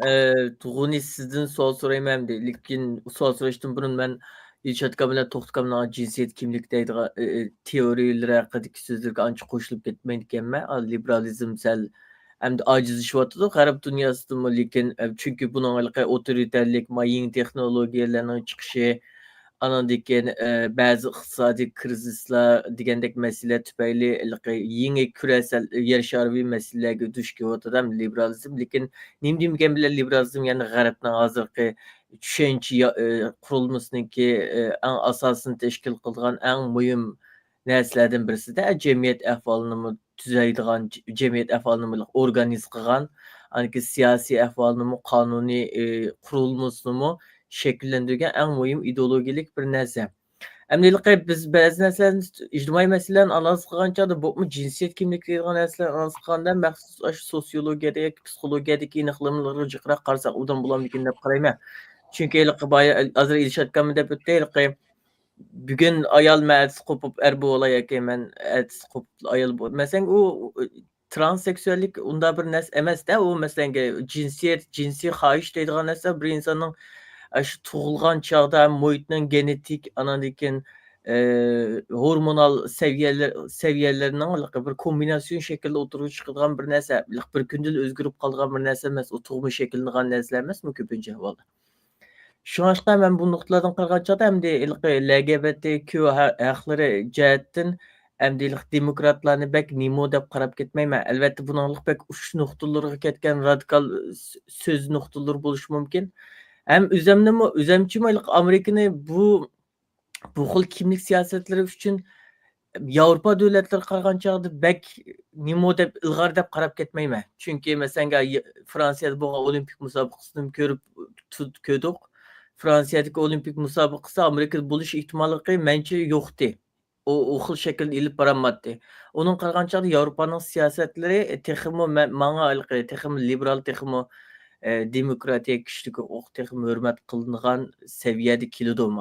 Endi G'uni sizdan so'rasam, siz qanday qaraysiz? Sizcha liberalizm zaiflashyaptimi? Bu liberalizmning vaqti o'tdimi yoki kimlik siyosati haqida dunyo qanday shakllanyapti? Bu jihatda o'zingiz ko'z qarashingizni so'zlab berasiz? Ha, ma'qul bo'ldi, rahmat. Men bu sizning gaplaringizga qo'shilaman. Shu jinsiy ayollar huquqi, LGBT huquqi degandek uni muhim bir ish deb qarayman. U Amerikaning siyosatini buzilmagan deb qarayman. Chunki men bu to'xtayapmiz degan gaplarga qo'shilaman. Amerikada Trump bilan hozir bo'layotgan ishlar Amerikadalar emas. U dunyoviy deb bo'layotgan bir xil hareketlik bo'ldi. U meningcha liberalizmniki tushib ketganligi bilan bog'landiq bo'ldi, lekin liberalizm neoliberalizm bilan bog'landiq bo'ldi. Shuning uchun u iqtisodiy krizisdan paydo bo'lgan bir ish deb qarayman. Shu dunyoviy finans krizis 2008-yil shu bo'lgan, shuningdan keyin jiq diktator degandek odamlar chiqqan. Trump uningki birsi bo'ldi, Xi Jinping yana uningki birsi bo'ldi. Menimcha qisqartib desam, Trump bo'lsa Amerikaning Xi Jinpingsi bo'ldi. Hozir Amerikada bo'layotgan ishlarga qarasak, Xi Jinping bilan Xitoy bilan mos keladigan, unga yaqinlashadigan metodlarni ko'ramiz. Masalan, Ilshad akamiz boya degan Turkiyalik o'quvchi, doktorlik o'quvchi Amerikada o'qiyotgan, vizasi bor, uni ochiq ko'chada 5 odam, 6 odam bilan tutib olib, kishan selib, uni ketganda. Ashunday ishlar nayda jiq hozir yuz bergan. Uni nimishqa ketganligini so'rasangiz, u bir jinoyat qilganmi? Yo'q. U o'zininki ko'z qarashini ifodalagan. U namoyishga borgan. U Palestindagi urush to'xtatish uchun harakat qilgan. Gazadagi bolalardan endi yana Amerikaningki qurol bilan o'ltirmaslik kerak degan namoyishga chiqqan. Shuning uchun uni tutib oldi. Uningdan boshqa nurg'un odamlar tutib olgan. U bir burun Amerikada mening bilishimcha yuz bermagan bir ish bo'ldi. Lekin Xitoyda albatta yuz berdi. Uyg'urlar namoyishga chiqsa yoki boshqalar Uyg'urlarningki o'rinda namoyishga chiqsa, ularning huquqi uchun namoyishga chiqsa, albatta uni tutib oldi. Amerikada albatta hozirgacha Xitoydek ig'ir bo'lmadi taqa. Ularni turmaga solsam-u, balkim Turkiyaga qaytarib avetsam-u, shunday qattiq shu ig'ir jazo taqa bermagan. Lekin u shu tarafga mang'an yo'lga kirib qoldi. Uningdan boshqa hozir bugun bir CNN'da bir maqolani o'qidim. Smithsonian muzeyxonalardan Amerikaga qarshi bo'lgan ideologiyani ilishimiz lozim deydi. Uning hammasini ilyapmiz. Umu Xitoyning siyosatiga o'xshab ketdi. Chunki o'zining ideologiyasiga mos bo'lmagan narsalarni rost bo'lsa-mu, shu uni bir tadqiqotchi yezib bergan bo'lsa-mu, uni muzeyxonalardan ilib oladi. U liberalizmningki oxirlishi yoki tushib ketganligini ifodalaydi. Uningdan yana nurg'un boshqa narsalar bor. Albatta u hozirgacha shu Xitoydek ig'ir yerga bormagan, Xudoyim saqlasin, bormaslik kerak. Lekin u shu tarafga mengib ketdi. Menimcha biz uni to'xtatishga harakat qilmasak, Ilshad akamiz degandek bizga kelishi mumkin. Uyg'urlarga kelishi mumkin. Trump realist yo'lga kirib qolsa, butunlay Uyg'urlar uningga foydasi bo'lmasa, ularni butunlay tashlab etadi. Kishilik huquq degan uning qalbida yo'q. Hamma Amerika hukumat uning bilan egishib maqsa, bu menimcha hem Uyg'urlarga, hem boshqa musulmonlarga, hem boshqa shu ojiz Amerikaningki davlatning ichida yashayotgan sani jiq bo'lmagan, iqtisodiy kuchi pek kuchli bo'lmagan odamlarga nihoyatda xatarlik bo'lib ketishi mumkin. Shundan men bekmo ensiraman. Ma Yevropaningki ishlardan boshqami. Amerikaning ichidagi ishlar. Shuni qasam ensirib ketyapman. Hem meningki do'stlarimning orasida bir nechisi Amerikadan chiqib ketgan. Amerikaliklar o'zi. Başqa bir yerga ko'chib ketimiz, o'sha yerda yashab olmaydigandek turdi. Ular professorlar, universitetning professorlar. Men Kolumbiya universitetida o'qigan, ishlagan vaqtimda birisi bilan ishlagan. Ondan yana birisi Yale'da professor bo'lgan, u hozir Fransiyaga ko'chib ketdi. Kolumbiyadagi professor Kanadaga ko'chib ketdi degandek. Shuning uchun menlar emas, boshqalar uni ko'rib ensirib ketib hozir shundoq harakat qilmasak bo'lmaydi deb o'ylayotganlar meningcha ko'payib ketishi mumkin shu kelgusidagi oylarda. Ko'p rahmat Yusufjon. Vaqtimizni to'shab qolibdi. Eng oxirgi bir turda ulardan azar o'zinglarning o'ylig'inglarni yana bu vaqtdagi episod to'xtakasiz boya qolgan yeringizni yana qayta davomlashtiramiz. Ya qog'aya yo'q, lekin qo'shimcha qiladigan bir qism bu o'zgarish intan cho'ng bo'layotgan bir davr. Bu o'zgarishlar biz aytgandek erkinlik ideyalarining savallik uning oxirlashganligi emas. Bu xil savallik erkinlik ideyalari insonning tabiatiga mos ideya, bu xil ideyalar yana bosh ko'tarib chiqa oladi. Lekin bu xil ideyalarga qarshi o'tirg'i chiqayotgan retseptlarning qanchalik foydasi bor? Masalan, millatchilik, realizmlik ideyalar. Endi bu erkinlik ideyalaridagi odamlarningki tug'ma huquq bo'lganligi, tabiiy huquq bo'lganligiga qarshi bir narsa. Masalan, buni individualizm bilan kollektivizmningki qarama-qarshilik deymiz-da. Individualizm degan nima? Odamizm deb avvaldan o'zim Uyg'urcha. Odamizm bilan kollektivizm. Kollektivizmda ikki xil narsa bor. Birisi kommunizm, yana birisi millatchilik.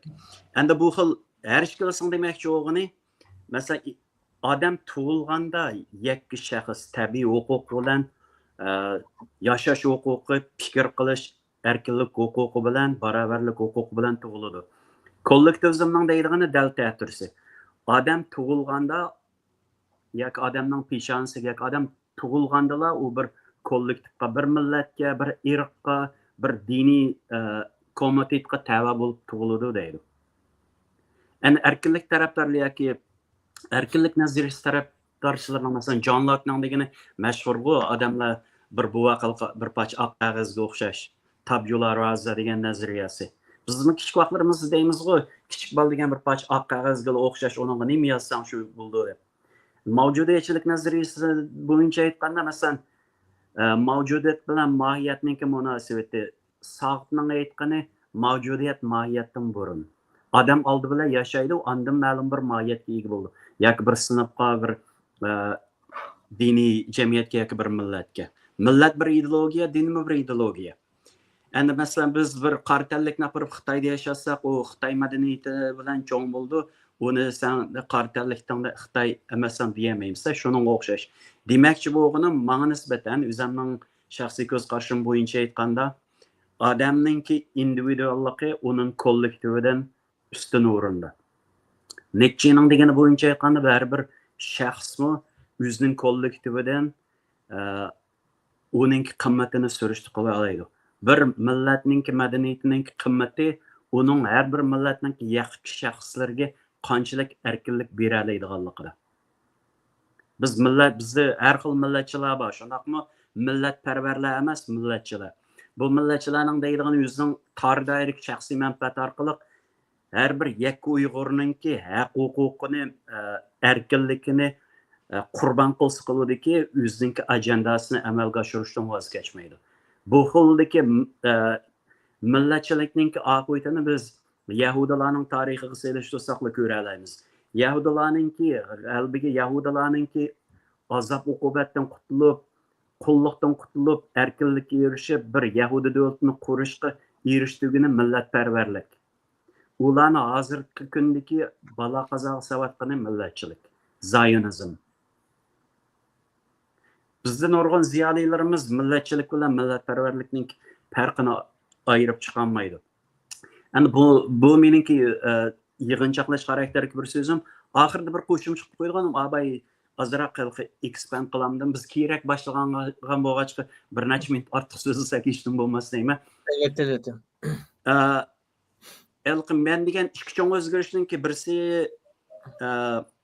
erkinlik ideyalarininki cho'kishi bilan millatchilik realizmlik nazariyalarining ustiga chiqishi xalqaro. Ikkinchi birisi asos fanlar bilan texnikaning moslashmasligi edi. Texnikaning moslashmasligi nima, asos fanlarning moslashmasligi nima deganda, asos fanlar odamlardagi dunyo qarash, ko'z qarash, qimmat qarashi, chertiyozlarni o'zgartirgan narsa shu. Bizda hozir bu moslashmaslik nimani keltirib chiqargan deganda, lukchaklar demokratiyasini keltirib chiqaryapti. Dunyo qarashi hatto 6-asrdagi dunyo qarash bilan yashab, 21-asrdagi texnika bilan yashaydigan nurg'un nadon PhD'lar, nurg'un nadon olimlar bor. Endi bu odamlarningki butunlay tayindig'ini mush texnikada, bu texnikadagi dal mushkil lukchaklar demokratiyasi ayni vaqt qadimgi Yunonda Sokratning jeniga zamon bo'lgan demokratiya shu. Shundaq bo'lgach Aristotel bilan Plato demokratiyaga ang'ochqu ustozni qatl qilgan bo'lgach. Bu xil holat xuddi Nietzsche aytgandek tarix bir xil chambarsimanda u takrorlanadi. Bu bugungi kunda ta'limimizga qarshi takrorlanyapti. Ana mushkil holatda bizda nurg'un iPhone'larni savad bo'lmasmi iPhone'ni ishlatalaydigan, dunyo qarashda 6-asrda yashasimi, lekin 20-asrning taslarini aydab yashaydigan nurg'un odamlar so'zlayolganlarning hammasi siyosiyon. YouTube'ga chiqib oldi, Instagram'ga chiqib oldi, siyosiy yo'lliq qiladi. Endi bu xilqi texnikalashish odamlardagi uchurningki haddidan ziyoda ortiqchiligi tufaylidan bu uchurlar odamlarni turli tuman yo'llarga boshlab oqqorni farq etmezsen Uyg'urlardagi Seyit Nochiga o'xshash, o'zining o'lim xatini sotchiga olib berganga o'xshash, nimani qo'llashni, qaysi narsaning o'ziga foydaliqlarini bilmagan holatda lukchaklar demokratiyasi asosida diktatorlarni saylab chiqargan bu xil ahvol bizda emas, butun dunyo miqyosida yuz berayotgan bir xil o'zgarish. Shu nuqtada aytganda mening ishonchim komil bu xil odamlarning qadr-qimmati, kishilik huquq, erkinlik, barobarlik ideyalari yana dunyo miqyosida vijdonli odamlarningki ruh dunyosi yana mangu yashaydi. Buninglik bilan u xil ideyalar ko'p ketishini atayin. Rahmat, so'zim tugadi. Ko'p rahmat To'xtaka. İlşadka sizden anglaylamdiz oxirgi gaplaringizni. Oxirgisi birisi men abat sizdan degan gapingizga beri tuzibman. O ilqi identity qarshi emas, ammo meningcha buningda ilqi bir xil nima deymiz, fan damdoq bek kengaytayotgan bir xil ahvol abay to'xtaning degandek hukumat aralashishi bu odamlarni masalan maktablarda Obernilaninki meselesi. Mening hamda burun qizim bo'lmagan bo'lsa, balkim onunga bek ko'ngil bölmetdim deb o'ylayman. Amma sen qizimning Obernesiga birsi men ayol kishi bo'ldim deb bir bala, o balkim o siz deganga o'xshash kichik vaqtdan tug'ilgan vaqtda shunda nim bilan bo'lgan bo'lishi mumkin. Ammo o cho'ng bo'lib butun jins a'zo sammasi yetilib bo'lgandan keyin o o'zgarib aya kirsa, bu mana degan vaqtida ota-ona bo'lgan odamlarga shu zamon buni qabul qilmoq azroq tasdildi deb o'yladim. Shuning uchun bu jihatlarda hukumatning o nima qilgandan yana birisi tan tarbiyada masalan yaqinda bir maxsus bir nimaninkini ko'rdim. Er kishi bilan ayol kishininki badan jihatdagi nimada 100 metr yoki 200 metrga yugurganda farq bor ekan buningda. Masalan bir 2-3 sekundlik. Shuning uchun agar bir er kishi ayol kishininkiga jinsini o'zgartib olib tan qatnashsa, ayol kishi mushu 1-2 sekund narsada keyinda qoldigan ahvol bor ekan. Ham shuning uchun bu yerlarda meningcha yoki ularni ayirib qilish özleri de hem de bu garip demokratiya bo'lgan kendisi öz kıvası buludu deb o'ylayman. Bu bir mesele. Meni qayta o'yga solgan mesele. Meningki o'zimga maqtab qo'ysam alayligim hamma narsani ko'rgan vaqtida qabul qilolmasam o'ylayman. Undan keyin o'zim bir savolga javobimni o'zim ko'z tutmayman, shaxsiy ko'z qarash. G'oni Abay dedi. Masalan, o Türkiye Türk qizg'onning tutilishida bu yerda söz qilganligidan, namoyish qatnashganligidan. Ham bu tarafdilmi degan vaqtida menga shu zaman kelgan yana bir masala bor. Masalan, bir necha yilning oldida Obamaning davridan boshlanib Amerikadagi bir turkum tarixiy shaxslarningki haykallarini so'rab, o'rib o'tish yoki chiqib o'tish, boshqa yerlarga yo'tkib o'tish bu yuz berdi. Masalan, qulluq masalasida. Qulluq masala insoniyat tarixida hamma millatda mavjud bo'lgan ekan. Asosan ibtidoiy jamiyatdan tortib, shu xeyli yaqingacha urushda asirga tushganlar asosan qul bo'lib ishlangan. Mayli oq bo'lamdi, qora bo'lamdi, hamma millatlarda. Endi biz tarixiy bir narsaga kelib uni hozir endi butunlay inkor qilib, endi buningga to'lam to'lash, bu deyish, bumi yana bir xil tarafdagi to'sash bo'lamdi degan vaqtda buningga jumhuriyatchilar deydi, bizning so'z erkinligimiz bo'lmadi deyapti. Shuning bumi bir o'ylanishga to'g'riliq bir masalalar. Masalan, meni o'yga soldi. Men boshda buningda boshqacha ko'z qarashdim. Keyinda kitob o'qish, paranglashish, leksiyalarni anglash jarayonida o'zgarib, azroq buningda maydim masala borki, bu liberalizmning agar bu tarafga ketib, bütün tarixdagi bu bo'lganlarning hammasini qaytadan hamda hisobini olamiz desak, bumi yana bir tarafdan yana cheklamaga qo'yildi ekan. Hamda oxirsida 3-chi masala hamda o'zimning demakchi ma'noga qo'shsam, oxirlashtirsam, ulug'lar mayli Amerikada bo'lsin, mayli Uyg'urning ishchidan chiqsin, mayli Xitoydan chiqsin, ulug' bo'ldi, dahi bo'ldi. Ulug'lar odatda abay to'xta deganda kollektivizmni ustiga qo'ydi. Ya o'zining millatining yoki o'ziningki mavqeidagi e'tiqodidagi ya jamiyat turkumidagi. Shuning uchun ulug'larni tanladik. Agar sen shu ulug'larning qatoridagi bo'lmasang, bir kuni o'zining nemisi uchun seni qurbon qilib o'tadi. Mandal degan vaqtida. Shuning uchun har qanday bir shaxsiy ulug' cho'qinishigandan qara qonunga, sistemaga ishonsa, u vaqtida hamma odamga manfaat o'rtaq kelish ehtimoli cho'ng deb qarayman, shaxsan men. Chunki biz masalan Uyg'urlar ulug'larda jiq yashadik. Amalimiz yaşadık. Xitaylar için Mao Zedong ulug' daisi. Hozir Xi Jinping bilan ulug' daisi bo'lyapti. Deng Xiaoping mi ulug' daisi. Balkim bir turkumlar Deng Xiaopingninki islohot qildi, bizga Uyg'urlarning foydasi tekkan deydiganlar bor. Ammo ular Xitoy davlatining manfaati uchun bizni boshdan oyoq dafsanda qilib qurbon qilib kelyapti. Endi boshqa davlatlarda-chi desa o'xshash. Hitlermi ulug' bir turkum ashuni ulug' deydiganlarga. Hozirmi bor ulug' deydiganlar. Hitler uchun Yahudilar, Romalar yoki boshqalar hammasi qurbon qilishga tegishli qilvasi bo'ladigan kishilar.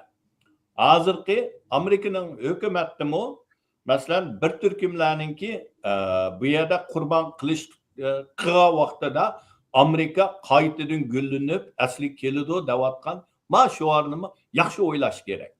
Agar yaxshi o'ylanmasan, sen uning ishtirikisi bo'lmasan, senmi shu qurbonning bir qismi bo'lib shallanib ketar.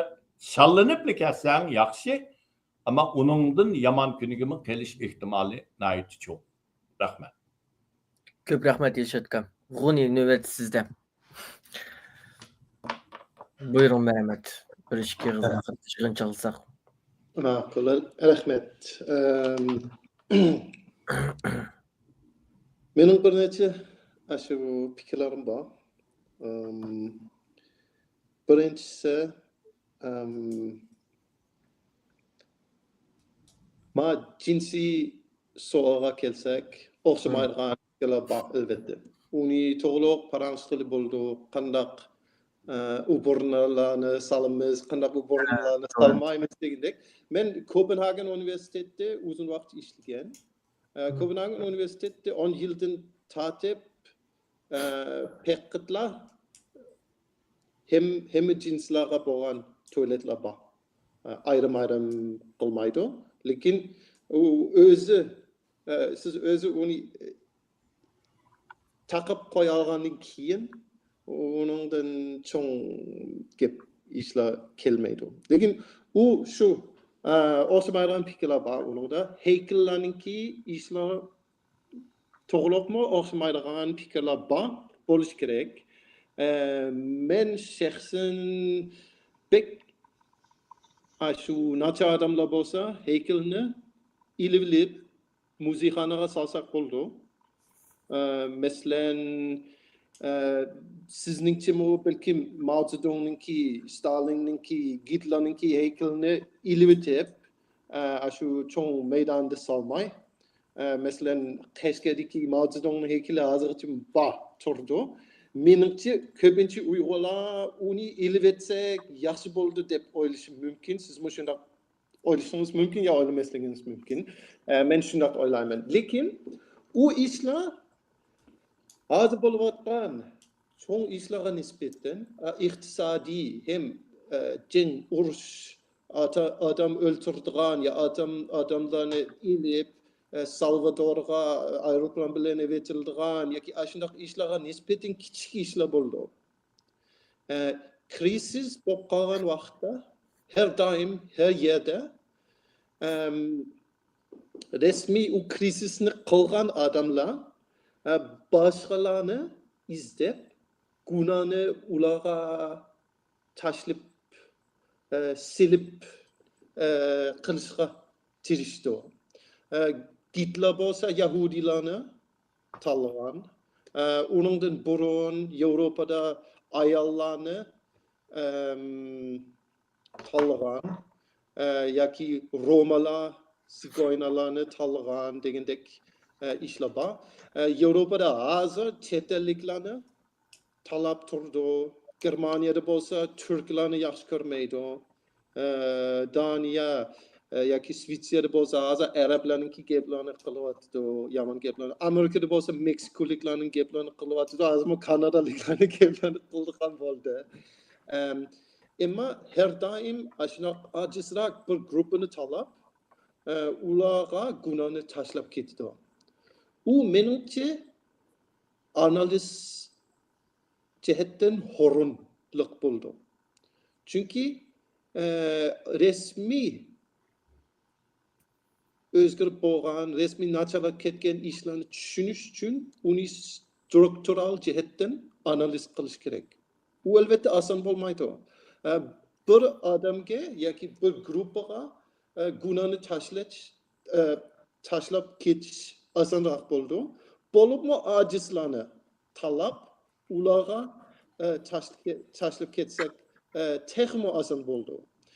Shuning uchun har doim shunday gaplarni anglasak, ojiz guruhlarni ayiblaydiganlar chiqsa, menimcha u bizningki kalamizning keyinda qilish kerak. Xi Jinping bo'lsa Uyg'urlarni tanlagan. Erdo'g'an bo'lsa kurdlarni. Netanyahu bo'lsa albatta Palestinliklarni. Amerikada bo'lsa uzun vaqtlik qora terliklarni tanlagan, hozir Meksikoliklarni ko'proq tanlaydigan bo'ldi. Keyin boshqalarni tanlashi mumkin, biz hozir bilmaymiz. LGBTQ'dikilar bek kichik bir guruh bo'lgandan keyin ularni tanlash oson bo'ldi, lekin ular bilan hech nimani hal qilg'ili bo'lmaydi menimcha.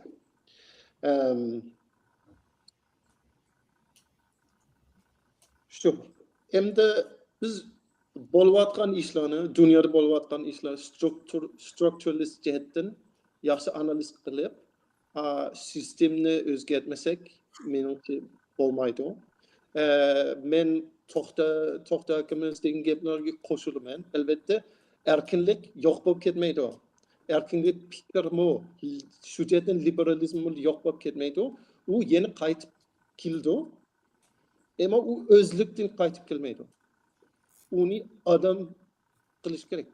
U shundoq jang bilan qilish kerak deb o'ylayman.